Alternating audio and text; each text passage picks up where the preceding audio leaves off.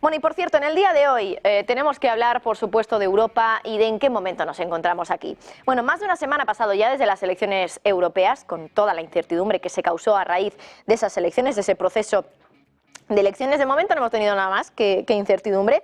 Anoche es verdad que además los líderes europeos se reunieron en su primera reunión, eso sí, informal, después de ese proceso electoral en Europa. Y bueno, como les decíamos antes, pues no ha habido aquí tampoco ninguna novedad. Se esperaba que se pudiera hablar sobre quiénes van a ser los candidatos que van a finalmente ocupar los puestos de mayor rango, de más alto mando en Europa. Por supuesto se habla de von der Leyen, de Roberta Metsola. Enseguida vamos a determinar quién es quién, básicamente, en ese juego de tronos europeo. Pero bueno, de momento lo que hubo ayer fue ningún tipo de decisiones, ¿no?, sobre lo que iba a ocurrir respecto a estas posiciones de alto mando. Hay muchos nombres bailando por allí, como les digo. Ayer se dejó claro por parte de algunos jefes de los Estados miembros de la Unión Europea que bueno, es verdad que no había acuerdo todavía y, por ejemplo, Mark Rutte, el primer ministro holandés, decía esto concretamente.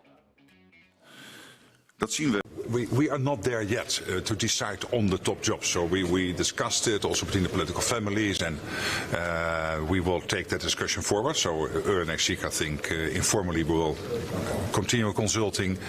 And that will be Emmanuel Macron, myself on behalf of the Liberals, and others on behalf of two other families. A couple of members of the European Council are not a member of any of the three families, so they will also have their talks, and also with us. And then we will come to Brussels. But we have really... Bueno, vamos a ver primero cuáles son los perfiles, los candidatos que se presentan a cada uno de los top jobs que se dicen en Bruselas. Bueno, aquí están viendo a cada uno de ustedes. Antonio Costa, ex primer ministro de Portugal, como presidente del Consejo, es el candidato que desde luego más resuena para este puesto que ahora mismo ostenta Charles Michel. Von der Leyen, presidenta de la Comisión. Kaja Kallas, jefa de Exteriores de la Unión Europea, quien sustituiría en este caso a Josep Borrell, que es el alto representante de Política Exterior de la Unión Europea, que parece que ahora sería Kaja Kallas.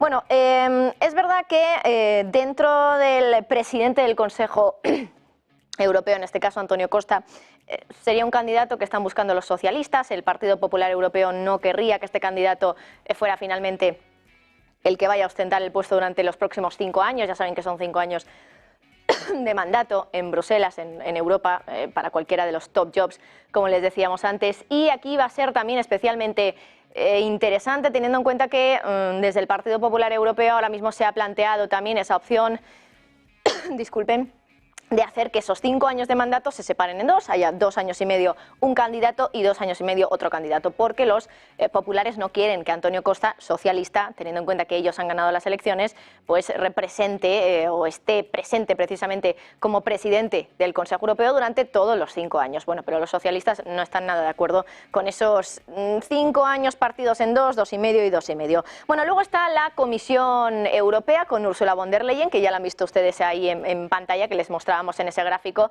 a ver si podemos verlo enseguida también, a la actual presidenta de la Comisión Europea, que se espera que vuelva a repetir como presidenta de la Comisión de nuevo. Por supuesto son los populares los que quieren que ella esté al mando. Y bueno, ya saben que aunque el puesto de Antonio Costa es mucho menos político, es más, bueno, a nivel representativo, porque no toma decisiones, von der Leyen sí que tiene un perfil mucho más político, lo ha tenido, y además también al frente de la Comisión Europea, pues su perfil sería, por supuesto, mucho más político. Pero bueno, es verdad que aunque von der Leyen se espera que repita mandato, aquí digamos que los partidos del espectro político más hacia la derecha pueden tener también mucho que decir. Y eso que von der Leyen, bueno, siempre ha querido dejar claro de manera sutil, desde luego, que no iban a depender de ellos en las elecciones. De hecho, fíjense cómo von der Leyen insistía, aunque siempre de una manera muy sutil, en que el Partido Popular Europeo no iba a firmar pactos, no iba a acordar nada con aquellos partidos que no fueran amigos de Europa, decía ella. Ahora bien, lo cierto es que hay muchos de esos políticos que no son amigos de Europa, como puede ser Meloni, que declarada es una no europeísta declarada, por decirlo así, aunque sea un poco pragmática. Luego tenemos ahí, por supuesto, dentro de ese conjunto de partidos conservadores, a Viktor Orbán, al líder de Hungría, que podemos decir que tampoco digamos que es muy europeísta. Pero bueno, en cualquier caso, von der Leyen, vamos a recordar esas palabras donde decía que ella no iba a pactar con los que no son amigos de Europa, y ahora veremos qué va a hacer. About members of the European Parliament, I want to see where they group themselves, and then we work with the groups that are clearly pro-European, pro-Ukraine, against Putin. Okay. And for the... Bueno, decía von der Leyen que solo quería acuerdos con partidos proeuropeos, pero como les decía antes, Meloni, Orbán, son políticos que abiertamente, históricamente, han sido políticos que no están tan alineados con eso de que Bruselas es la institución perfecta y que hay que seguir en ella y que no hay que cambiar absolutamente nada. Bueno, es verdad que además la derecha encabezada por Meloni quizá se puede decir que está algo más enfadada, ¿no? con todo lo que está ocurriendo también y con el reparto que se puede realizar de esos top jobs que les enseñábamos antes. Porque claro, aquí lo están viendo lógicamente, la derecha parece que se está quedando un poquito fuera de juego. Recuerden que Antonio Costa es socialista y que Ursula von der Leyen, estos dos son los que de verdad estarían en los puestos de más alto mando, son Partido Popular y socialistas, como les decía antes. Antonio Costa es socialista, von der Leyen, Partido Popular Europeo. La derecha, que ha sido declarada como una de las claras vencedoras de estas elecciones europeas, pues aquí no estaría viendo tampoco una representación clara, por lo menos en los top jobs, como les decía. Claro, también parece que nadie le está ofreciendo algo a cambio de manera importante. Von der Leyen es verdad que necesita el apoyo de los partidos más conservadores y bueno, no quiere que Meloni se oponga, por supuesto, a que ella pueda seguir formando parte como la presidenta de la Comisión Europea y seguir en un mandato que ya sería doble, 5 años desde 2019 y otros 5 años a partir de ahora hasta 2029. Así que bueno, habrá que ver también con qué acuerdos salen, Partido Popular Europeo con von der Leyen también a la cabeza y Giorgia Meloni al frente de Italia, pero también como una de las que encabezan, ¿no?, a los partidos más conservadores de Europa.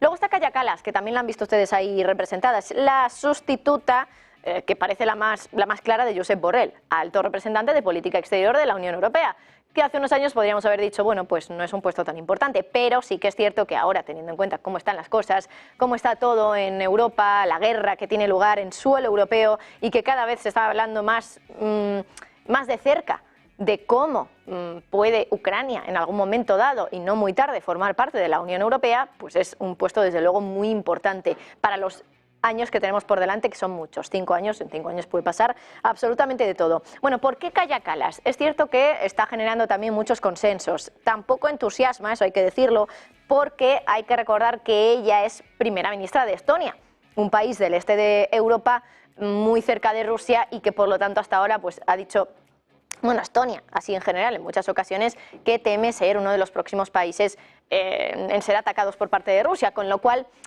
digamos que está muy involucrado con todo lo que es guerra Ucrania-Rusia y quizá lo que se teme es que Kaja Kallas vaya a centrar demasiado su mandato al frente de la comisión, o en este caso del departamento del alto representante de política exterior, demasiado en Ucrania-Rusia y olvidarse también de otros temas de exteriores muy importantes en los próximos años, temas migratorios, Israel-Gaza y ese conflicto que tenemos allí, todo lo que está ocurriendo también en África, en fin, muchas cosas que quizá puedan quedarse relegadas a un segundo plano si Kaja Kallas, la primera ministra de Estonia, acaba siendo la alta representante de política exterior de la Unión Europea, que todo apunta a que sí, de todas maneras. Bueno, luego está, por ejemplo, la candidata, que aquí no se la hemos mostrado, la candidata a la Eurocámara, que puede parecer de menos rango, de menos importancia, pero ojo, porque va a ser esta mujer, que seguro que le suena mucho.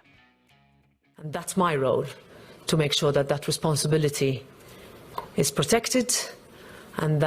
Bueno, decía que seguro que les suena porque ella ya es presidenta de la Eurocámara. Sería raro porque precisamente la presidencia de la Eurocámara es rotatoria, que ella otra vez pudiera ser la presidenta del Parlamento Europeo. Pero sí que es verdad que por lo menos en las quinielas ella es la favorita y parece que va a ser de nuevo la presidenta de la Eurocámara. Bueno, ella ha tenido también un papel importante respecto, por ejemplo, a toda esa crisis que tuvimos con los agricultores en Europa, así que va a ser, desde luego, relevante ver si repite como presidenta de la Eurocámara o no. ¿Cuánto tiempo vamos a tardar en ver realmente cuáles van a ser las decisiones que se toman en Bruselas? Porque ayer ya saben que decían los líderes que no ha habido acuerdo de momento. Aunque bueno, ya han dicho, y ahora enseguida les ponemos esas declaraciones de Mark Rutte, han dicho que hay una decisión ya más o menos tomada. Enseguida se las ponemos. Pero bueno, ¿cuándo vamos a poder conocer ya una decisión final? Bueno, se espera que sea el 28 de junio, cumbre europea, ahora sí ya de manera formal, cuando por fin puedan dar algunos nombres para los top jobs de Europa. Y veamos también aquí qué pesos han pesado más, valga la redundancia, en cuanto a partidos, colores políticos en esa cumbre de líderes europeos para dar esos top jobs, esos altos mandos en la Unión Europea a según qué candidatos. Pero, como les decía antes, Mark Rutte dice que no lo tienen tan claro, lo hemos escuchado antes, aunque más o menos está ya bastante encaminado, decía. When there is no decision made in the EU, it can always go into a different direction.